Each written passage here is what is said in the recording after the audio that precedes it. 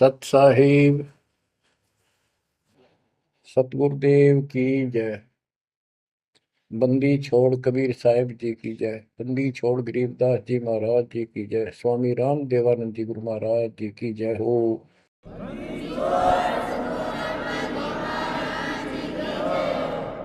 सर्व संतों की जय, सर्व भक्तों की जय, धर्मी पुरुषों की जय।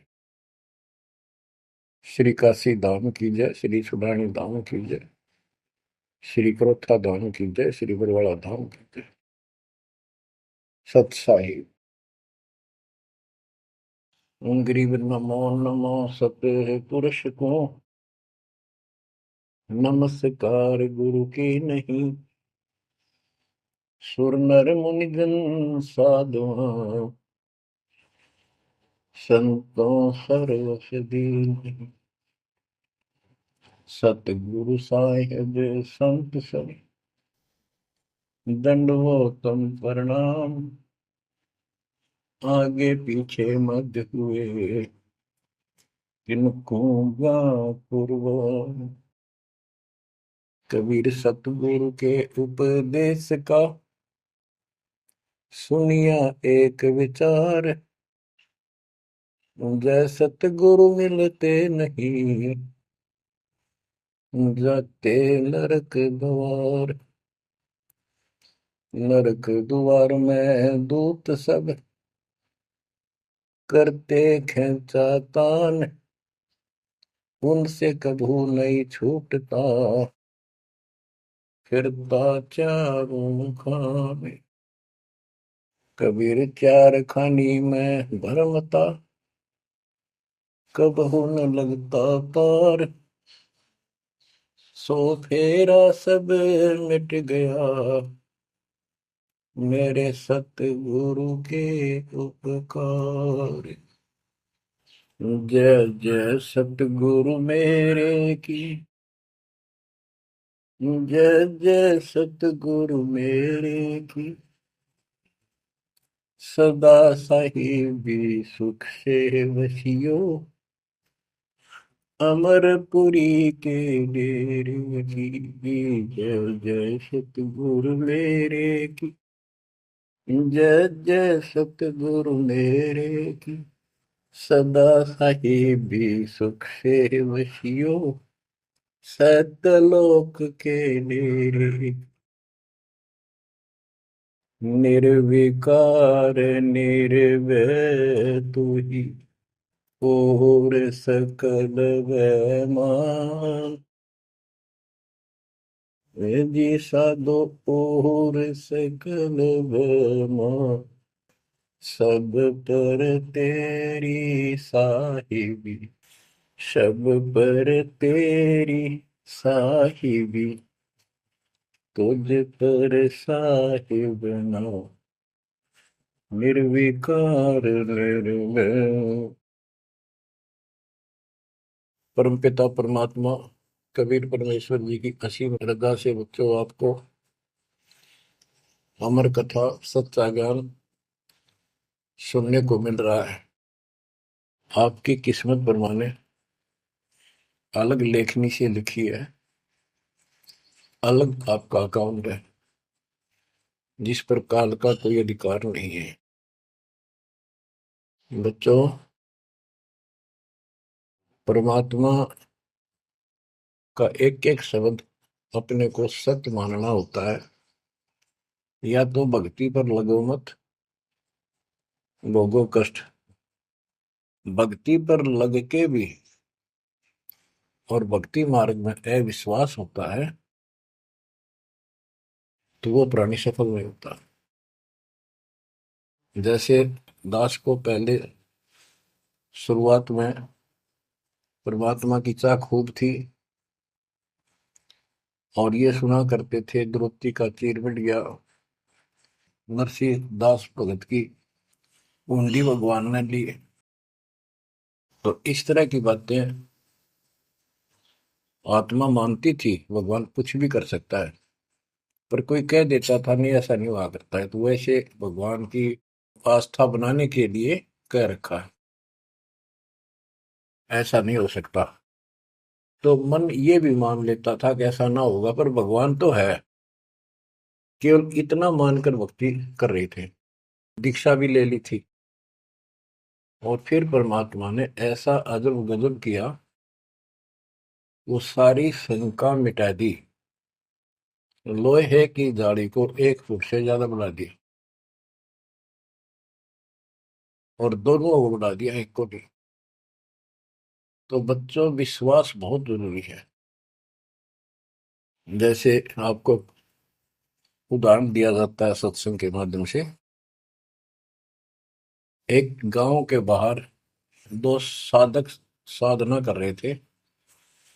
एक 40 साल से बैठा था, आयु 60 के आसपास हो चुकी थी।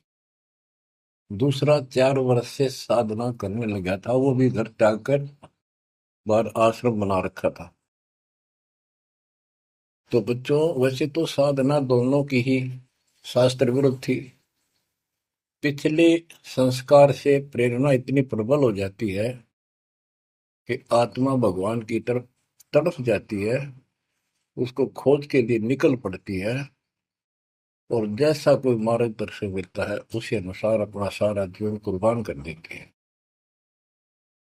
उससे उसको कुछ तप मिल जाता है, बन जाता है, और कुछ सिद्धियां आनी शुरू हो जाती हैं। उससे उसका वह बोलबाला हो जाता है। फिर उसकी मृत्यु के बाद वह एक यादगार बना दी जाती है।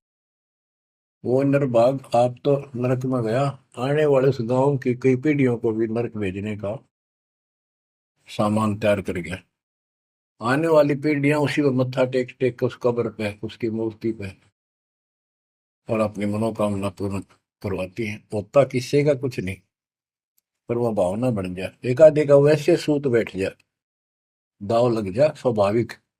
जो भक्ति ना करते उनका भी हो जाता है, वो उसका संसार होता। और वो नियमित उसका कर देते थे, हम भी ऐसे ही थे। अब बताना चाहता दास, फिर भी विश्वास बहुत काम करता है। भगवान उसके नंबर देता है अलग से, तो उसकी भक्ति में आस्था अगले जन्म में भी बनी रहती है इस तरह की क्रियाओं से। जो आस्तिक और नास्तिक दोनों क्रिया करता है, वो घर का रहता ना घाट का।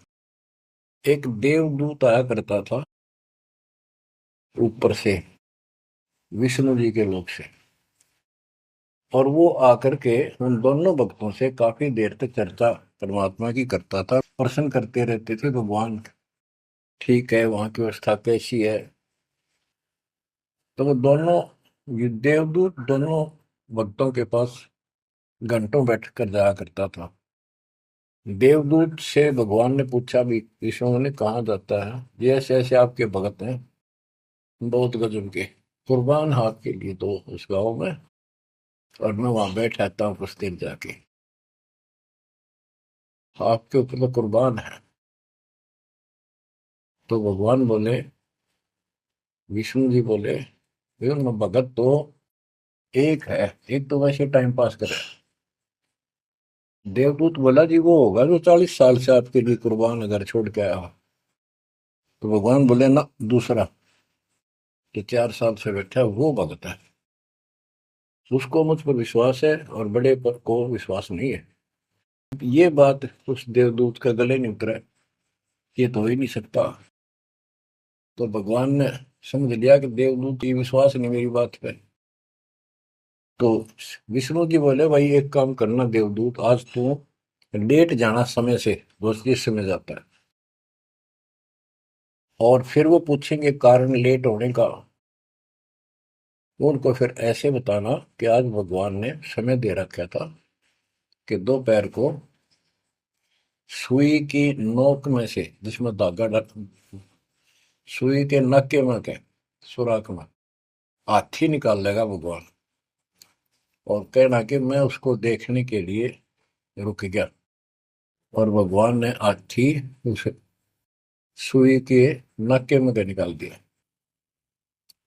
वो इसी तरह किया। देवदूत पहले उसके पास गया, बड़े के पास, क्योंकि उसको भरम था। तो विष्णु जी ने कहा था, फिर ये देखना वो कौन क्या प्रक्रिया करता है, तुझे स्वयं फैसला हो जाएगा भगत कौन है। देवदूत उस बड़े के पास गया, उसने भी ये जाते कारण पूछा कि क्या बात, देवता से लेट हो गए, आपकी बहुत इंतजार थी और आपके साथ बैठकर भगवान की चर्चा करते थे, अच्छा समय व्यतीत होता था। क्या बात होगी, क्या कारण हो गया, लेट हो आप आज? देवदूत ने वही बताया कि आज दोपहर को भगवान ने एक लीला करनी थी, वो देख कर आया। तो भगत बोला, क्या लीला की? कि कमाल कर दिया भाई, हद कर दी। भगवान ने एक हाथी को सुई के नक्के में निकाल दिया। इसको देख कर आया मैंने, इसको देखने के लिए रुका था। भगत बोला, 40 साल वाला देवदूत देवता इसी झूठ बोल किसी का जत जा, ये कभी हो सकता है? सुई के नक्के में का हाथी निकल जा, क्यों झूठ बोल रहा है? देवता होकर ऐसी बात कर रहा था। तो देव की भैंस उठ गई और उसके सारे अनुभव फेल हो गया। तो भगवान ठीक है कहते तो कति डांगर है, जब इसको इतना विश्वास नहीं भगवान कुछ नहीं कर सकता, तेरे जैसा घसियारा है, फिर भक्ति क्यों कर रहा है?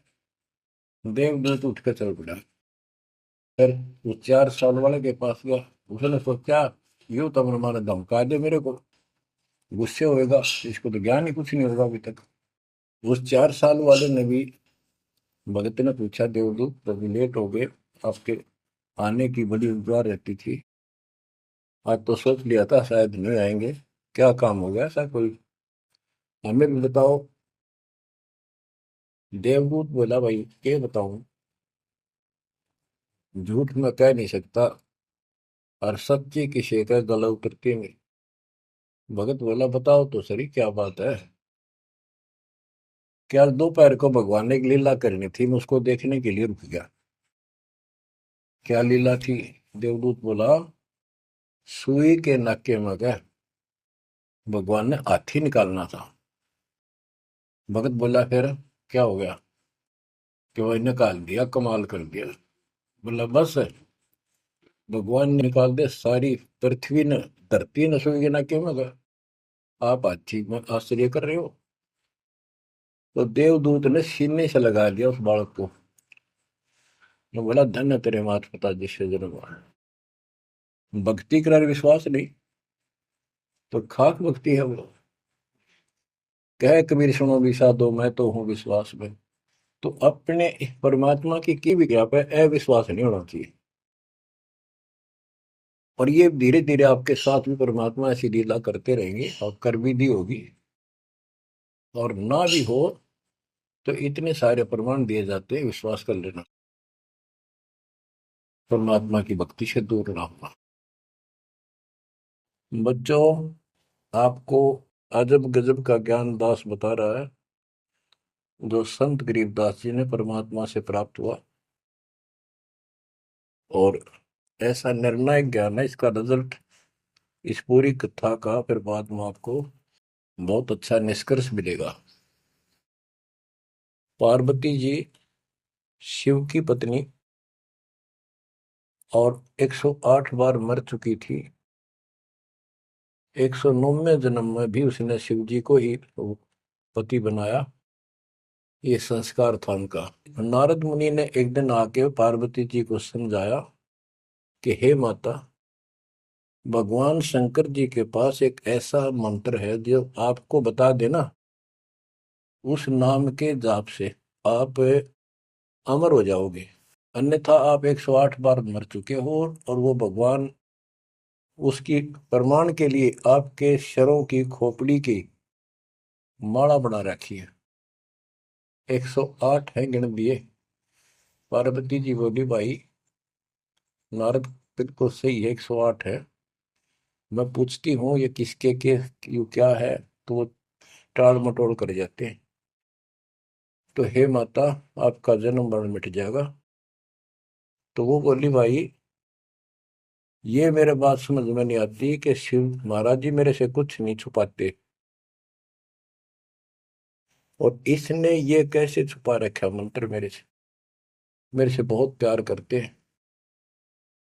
और बताते हैं तेरी मृत्यु के बाद मैं बहुत रोता था। तो नारद जी ने कहा, माता अभी तक आप उनको पति मानती हो, जिस दिन परमात्मा रूप देखोगी और उनको एक गुरु रूप में नम्र भाव से प्रश्न करोगी, कति अति नम्र होकर, तब ये गुप्त मंत्र आपको बताएगा। ये मंत्र शिव जी ने किसी को नहीं दिया आज तक, क्योंकि ऐसा किसी का लक है नहीं, ऐसा भाव किसी का है नहीं। तो आपको वो भाव बनाना पड़ेगा जिससे वो आपको ये अमर मंत्र दे दे। नारद कह के चला गया। पार्वती को बेचैनी होगी, माता जी को। शिव जी जब घर आए और दिनों तो वो दूसरे ढंग से बात करा करती, क्योंकि पत्नी बराबर का हकदार होती है, हिस्सेदार होती है। उस दिन चरणों में लेट गई, दंडोत प्रणाम किया और चरण पकड़ के रोने लगी और कहने लगी, हे भगवान, मुझसे ऐसी कौन सी गलती बन गई कि आपने मेरे से वो अनमोल मंत्र छुपा रखा है। ये भगवान, मैं 108 बार मरी, क्या आप दुखी नहीं हुए होगे? मुझे वो नाम बता दे जिससे मेरा जन्म मरण मिट जाए। अब शिव जी उसके मुंह की तरफ देख रहा है, पार्वती की सारी आओ भाव को समझ रहा है। कहने लगा, पार्वती आज तेरे को कौन सा भगवान आत्मा मिल गया जिसने तेरी बुद्धि बदल दी? ये तेरी बुद्धि का ज्ञान नहीं है, तेरे को तो मैं जानता हूँ। ये बात तेरे मन में भी नहीं आती थी। मैंने कोशिश भी की, भक्ति किया करो। आप कह देती थी, आप भगवान हो, मुझे क्या जरूरत है, मैं भगवान के साथ हूँ, मैं उनकी अर्धांगिनी हूँ। तब पार्वती जी ने बताया कि नारद जी आए थे, उन्होंने मुझे ये सब बताया। तो भगवान शंकर बोले, पार्वती सुन ले, जितनी बार तू मरी मेरा पागल जैसा हाल हो जाया करता था। एक बार तो राजा दक्ष के यज्ञ में जलकर मरी, तेरे अस्थि पिंजर को उठाए मैं 10,000 वर्ष तक घूमता रहा था, तो आप कंधे पर रख के और पार्वती पार्वती करता हूँ। वो तो एक सुदर्शन चक्कर आया, उसने काट के तेरे टुकड़े कर दिए शरीर के। जब मैं ठगा सा रह गया, मेरे हाथ कुछ नहीं बचा, फिर तेरा जन्म हो गया, शादी फिर होगी। वह भूल पड़ी। ये मंत्र ऐसा अजब गजब है, ये आम व्यक्ति को नहीं बताया जा सकता। भगवान शंकर जी ने कहा कि अब तेरी आत्मा सच्चे दिल से डिमांड कर रही है, अब मैं तुझे यू नाम दूंगा। गरीबदास जी बताते हैं कि जैसे सीप एक जानवर होता है, शंखला सा जैसे एक शंख होते हैं, इस टाइप के मजबूत शरीर का, और उसको सीप बोलते हैं, सीप। वह सीप जो है, गर्मी हो जाती है जब उसको अंदर पानी की डिमांड होती है, मोती बनाने के लिए उसमें प्रेरणा होती है, जैसे पशु में गर्भ धारने की होती है। उस समय सीप समुद्र के ऊपर आ जाती है, ऊपर बादल गरज रहे होते हैं। यदि उसका मुख खुला हो और बारिश की एक बूंद भी उसके मुख में चली जा, तो उससे मोती बनना शुरू हो जाता है। उस बूंद को लेकर शिप वापस समुद्र में गोता लगा जाती है, उसमें मोती बन जाता है। और यदि सीप का वो मुंह बंद हो तो सारा सामान बरस जाए उसके ऊपर, मोती नहीं बना।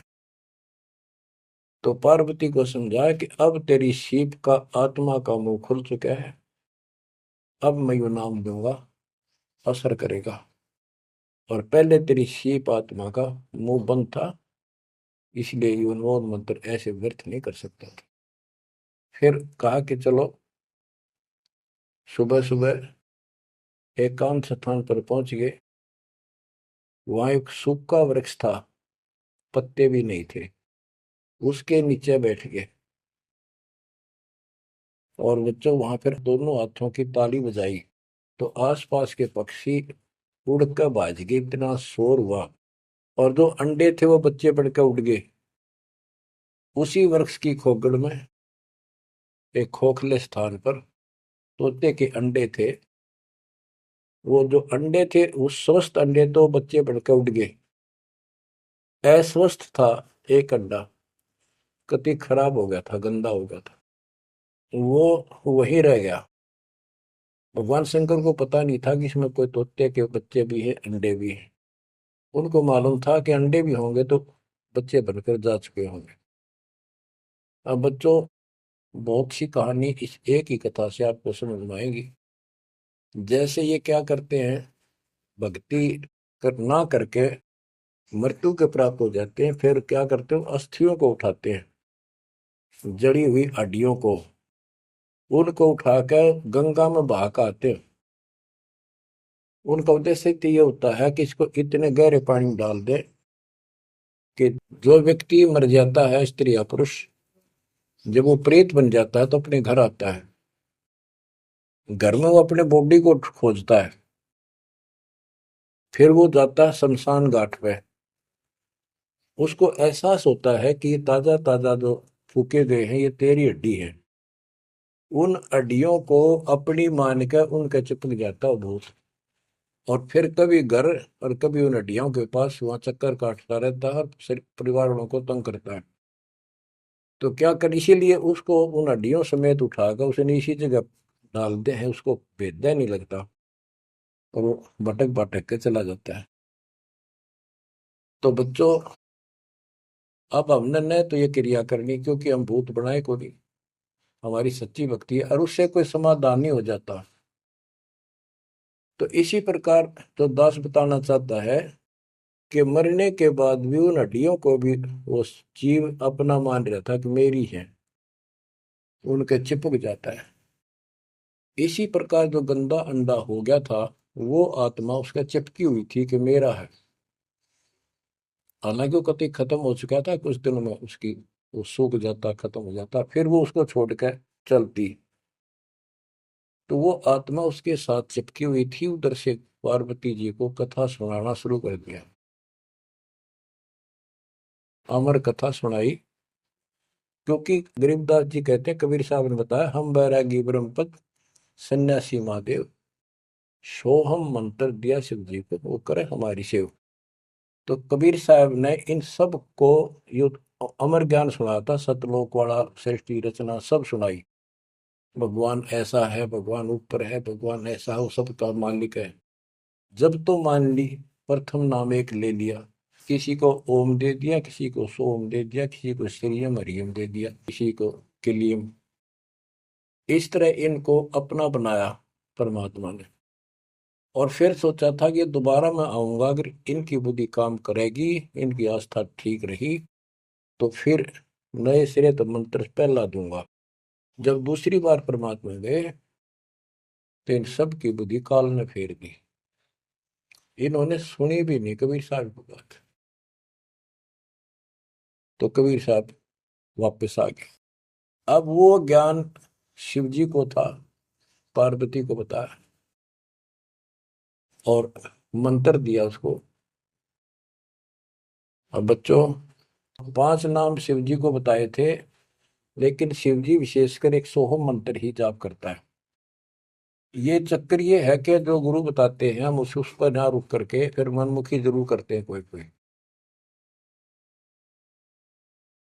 और परमात्मा जी ने, कबीर साहब ने शिव जी को सब कमलों का भेद बताया था। ये योगी था, इससे तो एक कमल भी नहीं सुलझा था, एक भी, और अभी तक नहीं सुलझा है, लेकिन ज्ञान सारा बता दिया था। तो पार्वती को सुनाया जा रहा था ज्ञान, पार्वती यश करती जा रही थी, देखो ये मूल कमल है, आगे चलो स्वाद चक्र है, फिर नाभि कमल है, हृदय कमल है, उसमें ऐसे ऐसे देवता हैं, कंठ कमल में ऐसा है, त्रिकुटी कमल तक पहुंचा दिया बस। पार्वती जी ध्यान मग्न होगी, उसको नींद आ गई, बोलना बंद कर दिया। उधर से वो पक्षी इस कथा को सुनने से वो अंडा स्वस्थ हो गया तोते का, और ओंकार्य वर्ण आ गया। शिव जी ने देखा, आवाज और तरह की आई, पार्वती तो सो रही है, लटके ले रही है बैठी बैठी। आवाज कहाँ से आई? उसने देखा एक पक्षी उस वृक्ष की खोगड़ में, उथोथे स्थान में नजर पड़ा। पक्षी उड़ कर भाग गया। शिव जी उसके पीछे चल पड़े कि इसने मेरा ज्ञान चुरा लिया। आकाश में उड़ गया, उड़ के पीछे हो लिया। ये तोते वाला जीव परमात्मा की अमर कथा सुनता है, उसमें भी शक्ति सिद्धि आ गई थी। और ये ज्ञान जो है पूरे पहुंचे हुए संत से सिद्धि युक्त और अधिकारी से सुनने से ज्यादा असर करता है। भगवान शिव तीन लोक के प्रधान है, इनमें आध्यात्मिक शक्ति है। वो साथ मिलकर उसकी आध्यात्मिक शक्ति के साथ वो वाणी परमात्मा अमर कथा उसके भी बॉडी में गई, उसमें सिद्धि आ गई। मोक्ष तो बहुत दूर की बातें हैं, ये तो लंबा चैप्टर है, लंबी कहानी है। लेकिन सब थोड़ा थोड़ा हिंट आपको देना पड़ता है, कहीं कभी कोई मिसगाइड ना कर दे। सिद्धियों कहते ये अष्ट सिद्धि नौ निधि के भरे पड़े हैं शिव जी, और इनके वचन से भी सिद्धि आ जाती है किसी को ये कह दे तो। लेकिन सिद्धियां ने के चाटा, ये मोक्ष तो ना हुआ है। भाव कहने का ये है कि वो तोते वाला प्राणी वेद व्यास के आश्रम में पहुंच गया, उड़ता उड़ता पीछे पीछे शिव जी। वहां शरीर छोड़ गए, और व्यास की पत्नी ने जमाई ली थी, उसके द्वारा सांस के द्वारा उस सूक्ष्म जीव अंदर चला गया। और जब गर्भधारण का समय आया तो उनके गर्भ में स्थान लिया, उस बच्चे के शरीर में प्रवेश हो गया, 12 वर्ष तक वही रहा। आगे कथा इसमें आगे आएगी, वो बताऊंगा। अब ये वाणी सुनाऊंगा जो आसानी से आपका समझ में आएगी। मोक्ष मुक्ति का लख्यान बेवा, ब्रह्म में पुत्र व्यास सुखदेवा। सतगुर मेरा महादेव पंका, 84 की मिटी न शंका। के महादेव जैसे भी उनको मिले, फिर भी 84 लाख योनियों का चक्कर उसका मिटा नहीं। 78 जन्म गौरी भरमाई, शिव को रुणमाला गले लाई। अर्ध शरीरी देवी गौरा, जिनका थीर बयानी मोरा। 108 जन्म पार्वती जन्मती मरती रही, और शिव जी ने उसके सिर की माला, सिर के रुंड खोपड़ियां माला बनाकर गले में डाल रखी थी। अर्ध शरीरी देवी गौरा, जिनका थीर भया नहीं बोरा। अर्धंगनी थी शिव की पार्वती, और उसका भी मोक्ष नहीं हुआ। नारद मुनि उपदेश बखाना, गिरजा सुनो मोक्ष पद ज्ञाना। सुन हे देवी गौरा माई, 68 तीर्थ पर भी नाई। पिंड प्रदान किए का बारा, खुला नहीं मुक्ति का द्वारा। जब पिंड प्रदान कहते हैं ना, पिंड प्रदान करने से भूत जुनी जा छूटे थे, पिंड प्रदान करंत गरीबदास जिंदा कह नहीं मिला भगवंत। जैसे पार्वती भूत पड़ गई, पिंड प्रदान कर दिए, भूत जुनी छूट गई, और फिर पता नहीं किस दुनिया में चला जाता प्राणी। इसके संस्कार अच्छे थे, ये फिर मनुष्य जीवन, लड़की का जन्म हुआ, शिव जी के ब्याही गई। ये पिछले जन्म जन्मांतर की शक्ति भक्ति के कारण मनुष्य जीवन ज्यादा भी हो सकते हैं। लेकिन मोक्ष न होने से फिर 84 लाख योनियों में जाना था। इस पार्वती ने भी आगे भी जाएगी। शिव जी भी मरेगा, पार्वती भी मरेगी, और फिर ये 84 लाख योनियों में जाएंगे। कहते हैं चंद सूरज की आयु लग, जो जीव का रह शरीर। सतगुर से बैठा नहीं, तो अंत कीर का कीर। अगर चांद सूरज की आयु तक भी जीव का शरीर रहे और पूरा सतगुरु मिला नहीं, तो अंत में कीड़े मकोड़े बनेगा। अब नारद जी बता रहे पार्वती जी को, सुन हे देवी गौरा माई, 68 तीर्थ पर भी नाई। पिंड प्रदान किए के बारा, खुला नहीं मुक्ति का द्वार। सारे कर्म कांड कर लिए तेरे मृत्यु के बाद, तेरा फिर भी मोक्ष नहीं हुआ, फिर जन्म हुआ। रुंडमाला शिव के गले माही, सो देवी तुम जानो माही।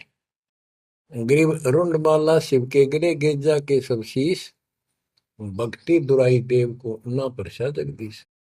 तुमरा देवी रूप विशाला, शिव तो पैर रहे रुंडमाला, भौतक पर लहो हो जाई, लंबी उम्र शिव कलिमाई। दीर्घायु शिव है अनुरागी, तुम देवी गौरी दिल त्यागी। मूल मंत्र ने नाम सुनाया, ताते कल्प हुए तेरी काया। महादेव देवनपति देवा, जाकी करी ने गौरी सेवा, कर बंधन कर शीश नवाओ, तन मन अर्पो शीश चढ़ाओ। शिव है मोक्ष मुक्ति के दाता, तो से भेद कहूं गौरी माता। चरण गहो चिंतामणि केरा, ताते प्राण अभय हो तेरा। कमल रूप देवी दिल की न्या, नारद मुनि उपदेशी चीन्या। जब आए शिव मंदिर अवधूता, देवी चरण लिए सतरूपा। अब कहते नारद के कहने से पार्वती जी ने, गौरी देवी ने कतिक पाक साफ दिल कर लिया, कमल की तरह। कमल के ऊपर कोई मैल नहीं होता, ना कोई धूल टिकती है, ना जल टिकता है, ना कोई कीचड़ टिकता है। तो ऐसा साफ दिल किया। और जब शिवजी घर पर आए, उनके चरणों में चरण लिए सतरूपा, सच्चे भाव से चरण लिए। चरण पकड़ रोवत है बाला, मोरे शीस किए रूपमाला। मोसे भक्ति दुराई देवा, न जाने नी तुम्हारी सेवा। मोसे भक्ति दुराई स्वामी, हमसे भेद कहो निज दामी। मैं अबला हूं बाला बोली, पार निभाओ हमारी डोली। कति चरण पकड़ के कहने लगी, मैं तो बोली बोली सी लड़की हूं, और मेरा बेड़ा पार करो। बच्चों, ये सारी कहानी आपको मौखिक सुना दी। इन वाणियों में सारा इसी का निष्कर्ष है। अब क्या बताते हैं, गिरी मूल मंत्र महबूब का ई सुनाओ मोही। पार्वती जी कहती है शिव जी को कि उस परमात्मा का समर्थ शक्ति का जो मूल मंत्र है वो मुझे बता दो। अब इन मूल मंत्र का पता नहीं, जिस भी नाम को ये गुप्त रखते हैं, जो विशेष नाम के पास है, उसी को मूल मंत्र मांग रहे थे। गिरी मूल मंत्र महबूब का ए सुनाओ मोही, युगन युगन के पातक कटे, छूटे तें दिल द्रोही। पूर्व जन्म की कथा सुनाओ, मूल मंत्र हमें शिव गोराओ। भूल रही भवसागर हमी, मोक्ष मुक्ति के दाता तुम ही। शिव बोले सुन देवी बाता, को उपदेशी मिला विदाता। ये तो ना ही ज्ञान तुम्हारा, हम सो भेद कहो परवार। कि आज जैसे तू बोल रही है, कि तेरी बुद्धि की बात नहीं। तुझे कौन ऐसा भगवान आत्मा मिल गया जिसने तेरा मन फेर किया। गिरजा कह सुनो शिव स्वामी, तारण तर आदि घरनामी। नारद मुनि उपदेश समोदम, दीना ज्ञान ध्यान परमोदम। शिव समर्थ बोले हैं जब ही, गौरी ज्ञान सुनाया तब ही। कोटि कल्प प्रलय युग बीती, ज्ञान ध्यान सब ही परचिति। तुमरा मन नारद मुनि फेरा, सुनो ज्ञान तुम गौरी मेरा। बनखंड चलो गौरी दीवानी, पंछी सुने न हमारी बानी। ऐसे स्थान पर चलो पक्षी भी कोई हमारी बात ना सुन सके। जब शिवकर से लाई तारी, उड़ गए पंछी नर और नारी। जहां एक सूखा तरवर ताक्या, वहां पर एक सूखा वृक्ष देखा। शिव को आसन तहां वहां रखा, उसके नीचे अपना आसन लगा दिया, पार्वती को साथ बैठा दिया। जहां एक गंदा अंडा तिसमाही, तिस जाने तय समर्थ साई। योग असंख्य कल्प बरमाया, पूर्व जन्म कोई पिछला आया।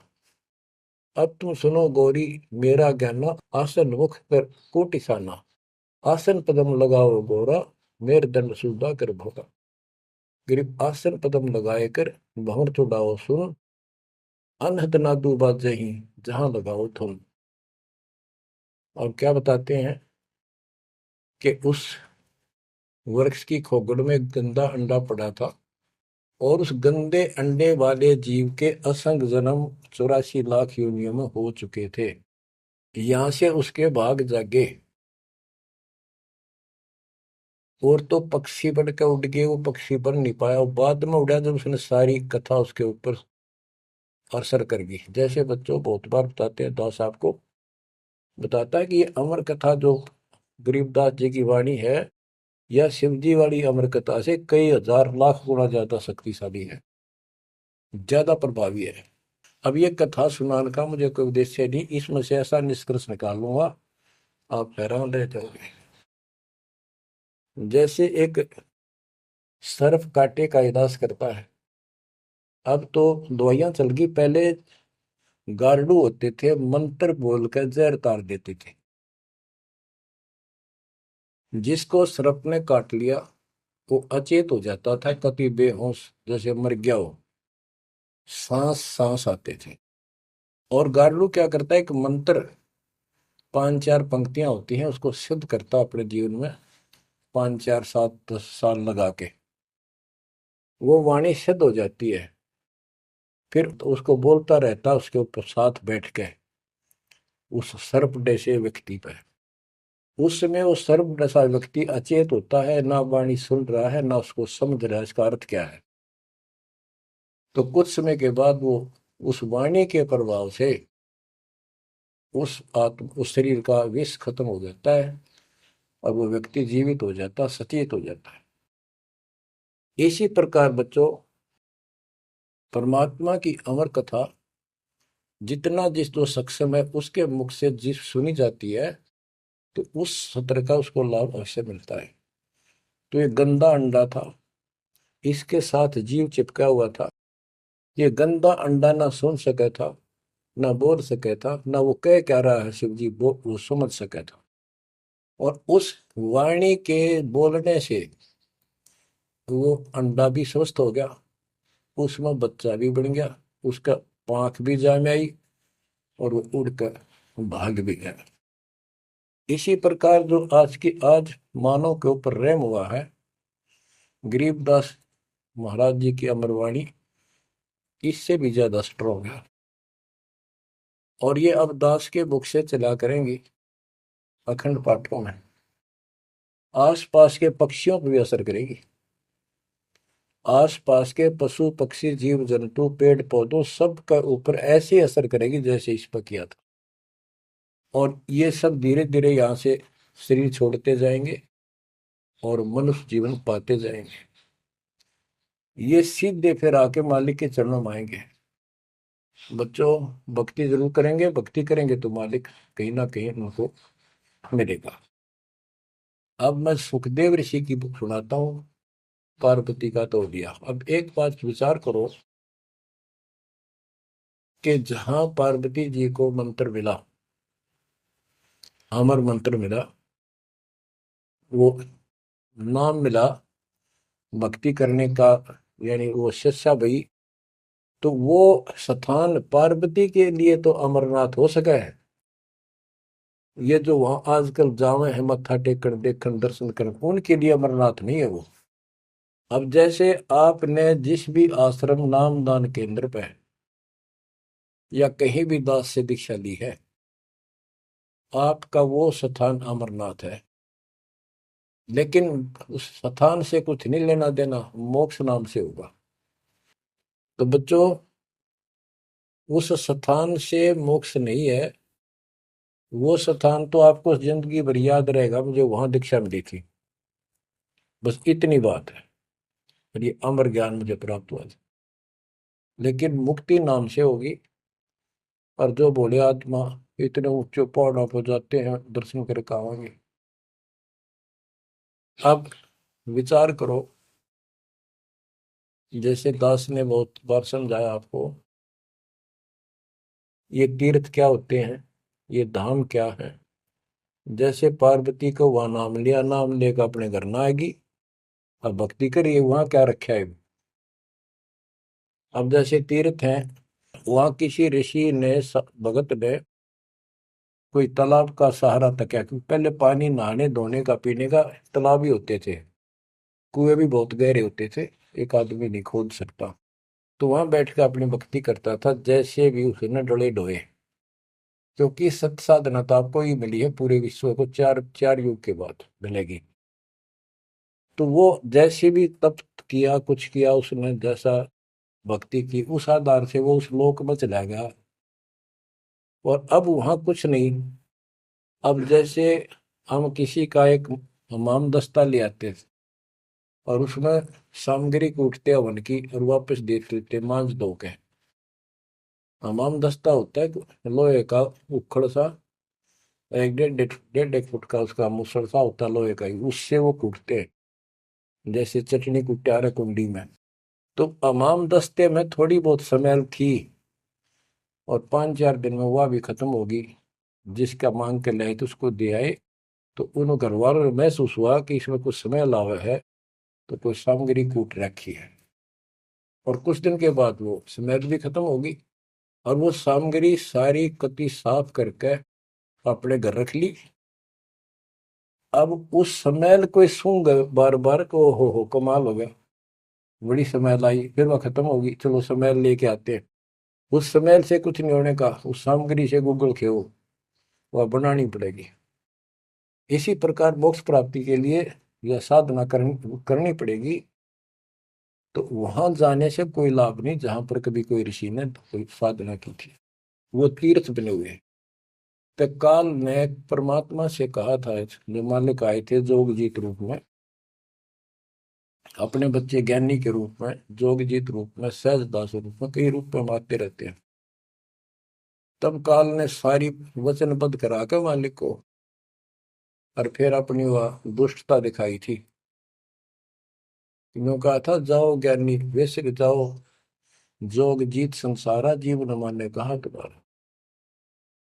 जीव तुम्हारा कहा न माने, हमरी और वो बात बखाने, तीर्थ व्रत और झूठे जब तब मन लाऊं, देवी देव देवर पुजवाऊं, या जीव को बरमाऊं। द्वादश पंथ करूं मैं साजा, नाम तुम्हारा ले करूं आवाजा। द्वादश पंथ जो नाम जो ले, सो मेरे मुख में आन समोई, और अनेक पंथ चलाऊं, या विद जीवों को बरमाऊं। तो आज वो सारा काम इसने कर रखा है। अब आप किसी को समझा के देख लो, आपके सर हो जाते हैं। तुम हमारे देवताओं को ऐसे बताते हो, हमारी साधना को गलत बताते हो, तीर्थों में जाना ठीक नहीं, व्रत रखना ठीक नहीं। तो काल ने बोल रखा था कि हमारी ओर हो वाद बखाने, हमारी ओर हमारा तरफ पक्ष लेकर के वाद विवाद किया करेंगे। अब बच्चों, जो दास बता रहा है कि जो अमर पाठ और अखंड पाठ या वैसे वाणी सत्संग जहां भी चल रहे हैं, चला करेंगे, चलते हैं, चल रहे चलेंगे, वहां आस पास के पक्षियों को भी इसका राहत मिलेगी। और जैसे सुखदेव ऋषि, सुखदेव व्यास जी की पत्नी के पेट में समा गया, गर्भ में। उसके बाद 12 वर्ष तक गर्भ में रहा। वहां उसको याद रहा कि पिछले जन्म तो असंख्य खो दिए, भक्ति नहीं बड़ी। अब के मानव शरीर प्राप्त हुआ और बाहर जाते ही भूल पड़ जाती है तो जुल्म हो जाता है।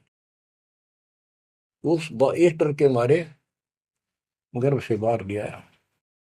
12 वर्ष बीत गए, ब्रह्मा विष्णु महेश को टेंशन हुई, ये तीनों आ गए।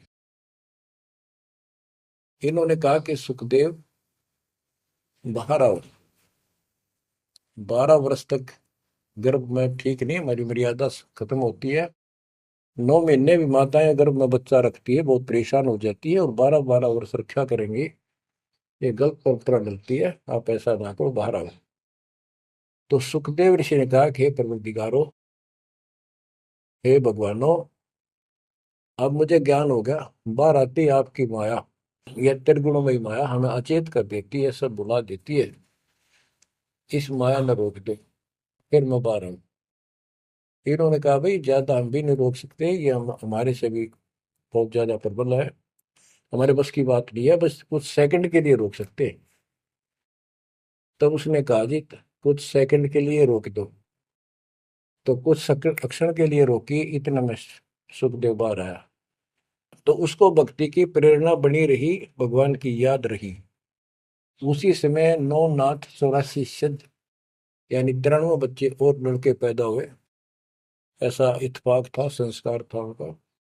उनको भी ये बातें याद रही, उनमें से 9 तो नाथ बन गए। और 84 सिद्ध कहलाए। उन्होंने भक्ति की प्रेरणा बढ़ गई, बचपन से ही मालिक की याद बनी रही। लेकिन सच्चा सतगुरु ना मिलने से ये भी डले डोए। अब बच्चों ज्ञान पूरा आ चुका है और वो ठीक का समय आ गया है। गुरु पूरा, ज्ञान पूरा, भगवान पूरा। तो अब जो ये वाणी चले हैं और दास के मुख से चला करेंगी, ये कतियुत मस्तार देंगी। काल के पता नहीं कितने जुगाड़ को तोड़ेंगी, कितने जीवों का उद्धार बनेगा। मनुष्य का तो कहना ही क्या, डांगर डोर पशु पक्षी कीड़े मकोड़ों को भी सहारा मिलेगा इसका। ये इन्हीं पुराणों से कथा है और ये आपके सामने सच्चाई इस तरह है। अब तो सुखदेव ऋषि जब बाहर आया, उड़ कर चल पड़ा वहां से। पिता ने कहा बेटा, व्यास जी ने कहा पुत्र, एक बार शकल तो दिखा दे।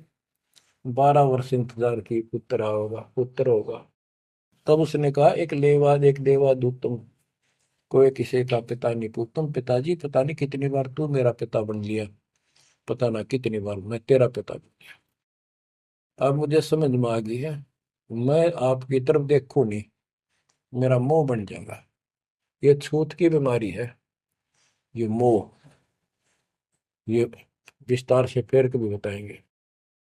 और ये हम आप लावा जान के, लेकिन ये उसकी गलती थी। ज्ञान ना होने से इसने इतना ही समझ थी जो वो उस समय गलती कर गया। चलो जो भी इसकी सोच थी, उस आधार से ये वहां से चल पड़ा। पिता पीछे पीछे मोह में दूर तक गया, वहां से आकाश में उड़ गया, अंतर्ध्यान हो गया। आगे जाकर फिर प्रकट हो गया अपनी और नाल, जो बच्चे की नाभि से, माँ की नाभि से चिपकी होती है, वह गेल बाहर आकर टूट गई, टूट कर बाहर आ गई। वो बाद में काटा करते हुए बिना कटवाई कंधे पर घेर कर उठ गया, आगे काटूंगा। अब आकाश में उड़न की सिद्धि उसमें उस मंत्र से आ गई, वो अमर कथा से। अमर कथा में शिव जी ने पूर्ण परमात्मा की महिमा बताई, जो कबीर साहब ने उसको सुना रखी थी। इसमें काफी प्रकरण है, अब इतना समय नहीं जो मैं वो शायरी बताऊंगा आपको। कभी परमात्मा ने दया की बड़ी जेल में, फिर उनको विस्तार से समझाया करेंगे। तो कहने का भाव ये है कि सुखदेव ऋषि को अभिमान हो गया कि मैं बहुत बड़ा सिद्ध पुरुष हूं, आकाश में उड़ जाता हूं। तो बच्चों स्वर्ग में जाने लग गया, और स्वर्ग के देवता ऋषि महर्षि सब उसको, उसकी जो है ना पूरी वो करें, सम्मान करें, उसकी आरती तारे कि बड़ा धन भाग है तेरे, बड़ी सिद्धि प्राप्त कर ली। इन इतना पता सिद्धि आएगा, और जन्म से ही छोटी उम्र में आपको इतना कुछ प्राप्त हो गया, आप तो बड़े पहुंचे हुए हो। तो सब उसकी खूब अच्छी तरह प्यार रखे, महिमा गाओ। एक दिन उसको, उसने स्वर्ग में जाने की इच्छा व्यक्त की विष्णु जी के लोक में। वहां उसको इसलिए नहीं जाने दिया कि उसका गुरु नहीं था। विष्णु जी तक बात गई। विष्णु जी ने पूछा कि हे ऋषि जी, आपने गुरु नहीं बना रखा? अगर नहीं, गुरु की क्या आवश्यकता है महाराज, ये गुरु बना रहे वो नहीं आ पाए और मैं बिना गुरु के आ गया।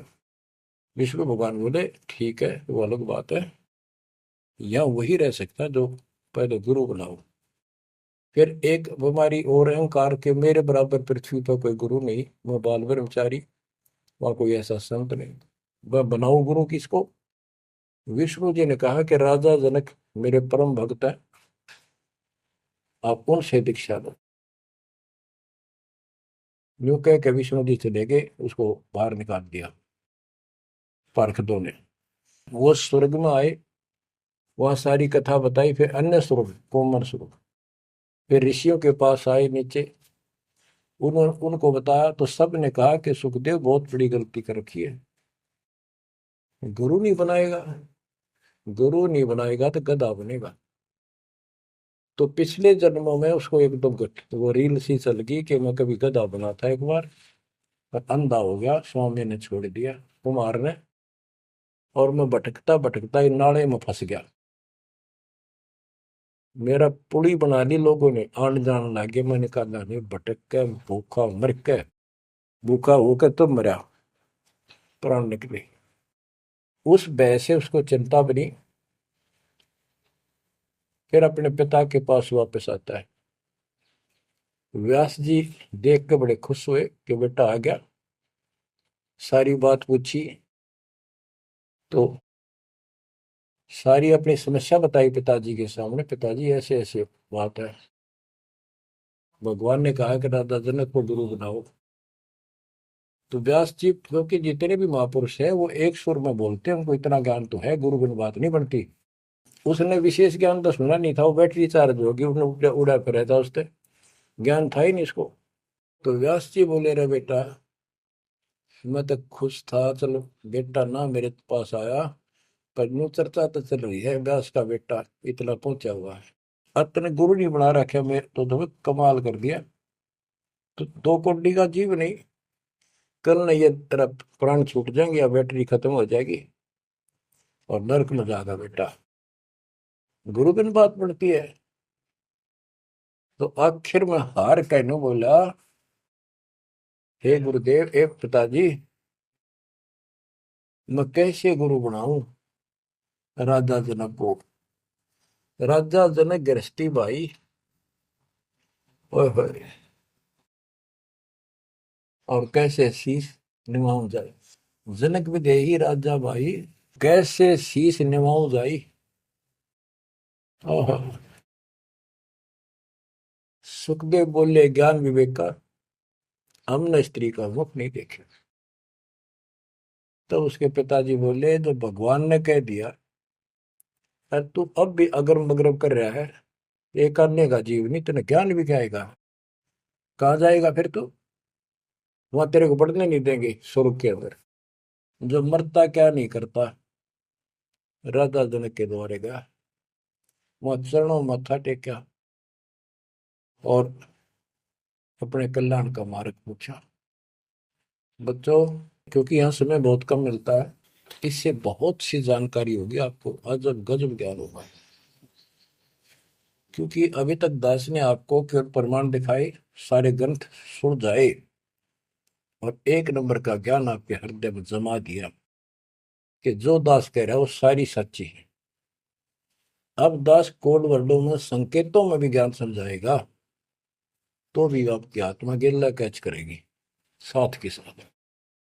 गरीब गोता मारू स्वर्ग में, जा बैठो पाताल, गरीब दास ढूंढता फिरो अपने हीरे मोती लाल। आप वो हीरे मोती लाल हो बच्चों, आप सामान्य आत्मा नहीं हो। जब परमात्मा आपको कैसे रंग रहा है, रंग में कैसे दूध अमृत पिला रहा है आपको घर बैठे, आपको नहीं पता इसका क्या प्रतिफल होगा। बच्चे को माता पिता दूध पिलाते हैं, बढ़िया भोजन खिलाते हैं, उनको पता है कि इसको कितना इसका लाभ मिलेगा। बच्चे को ज्ञान नहीं होता, वो धक्के तो पिलावे, खेलने लग रहा हो, माँ लाओगी बुला के, आजा भाई आजा बेटी, दूध पियावेगी। बस दूध पीता पीता भी इन्होंने सोचा है, बच्चा अब छोड़ दे, जल्दी ही डांक ठोकूं, बाहर खेल का हूं। अब वह दूध पिया के फिर छोड़ देती, जा भाई खेल है तू। तो बच्चों, ये अमृत दूध है आपकी आत्मा के लिए। अपना काम करो, संसारी काम करो, फिर अपना दिन का जो होमवर्क क्लास वर्क है वो भी करो। तो ज्ञान का जो असर है ये व्यर्थ नहीं जाएगा, आपकी आत्मा को इतनी ताकत दे देगा जिसमें भक्ति बिल्कुल सुदृढ़ हो जाएगी, सुरक्षित रहने लग जाएगी। क्योंकि मन में दोष नहीं रहेगा, कोई गलती करे बनेगी नहीं, तो सब कुछ सुरक्षित रहेगा। आपके मोक्ष के लिए परमात्मा ने कसर नहीं छोड़ रखी, जो भी संभव व्यवस्था है वो सारी कर दी है। बच्चों, तुम भी दया करियो, रहम करियो उस परम पिता पे। और इस दास की उम्र देखो, और दास कहाँ है 9 साल से, ये देखो, और यहाँ से आपके लिए क्या कर दिया उस दाता ने। उस मालिक को देखो ध्यान से। आप बालक नहीं हो, आपकी आत्मा में समझ आ जानी चाहिए कि ये क्या हो रहा है। कुर्बान हो जाओ, संसार की भूल जाओ बातों को। जो ज्ञान हम देते हैं उसके ऊपर समर्पित हो जाओ। तन मन धन सब अर्पिए, भक्ति मुक्ति के काज, जिनके उनमें बंदगी के इंद्र का राज। बच्चों, इंद्रिय कर्म न लग लगार, जो भजन करे नर सुंदरे, गरीब दास जग कीर्ति होगी, जब लग सूरज चंद्रे, जब लग सूरज चंद्रे। बच्चों, आने वाली पीढ़ियां आपको भी याद करा करेंगी जब तक चांद सूरज रहेंगे। आपका नाम रहेगा कि हमारे कौन माता पिता, कौन दादा परदादा दादी इसे अमृत ज्ञान को हमारे कुल में लाए थे। आने वाली पीढ़ियों के उद्धार के लिए तुम जिम्मेवार हो। कुर्बान हो जाओ। परमात्मा आपको मोक्ष दे, सदा सुखी रखे। सत साई।